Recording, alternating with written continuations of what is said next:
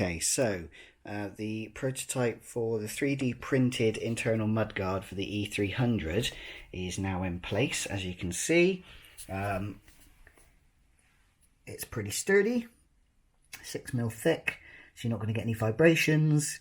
The angle means that you can put the original casing on without it fouling, and it's going to stop any flick from the rear wheel getting onto the motor or to the battery compartment.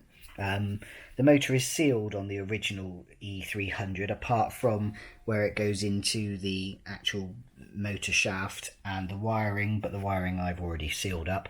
But this will stop top flick. I'm thinking about doing the bottom one as well, which I've just got recycled plastic for. The issue that I have is that obviously we'd need to replace the bolts for longer ones because they're going to need a bit more clearance. And maybe a shim to go on the front side of the motor to keep the motor at the same height.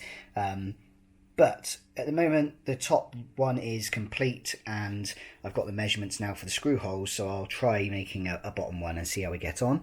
Let me know what you think of this, and if you'd like one, I'm cost-wise for 3D printing and sending them. Obviously, we'll have the postage to wherever in the world you are, and the time it takes to print is really the issue. The cost is going to be very minimum, but yeah, let me know, get in touch, DM me, and we can go from there.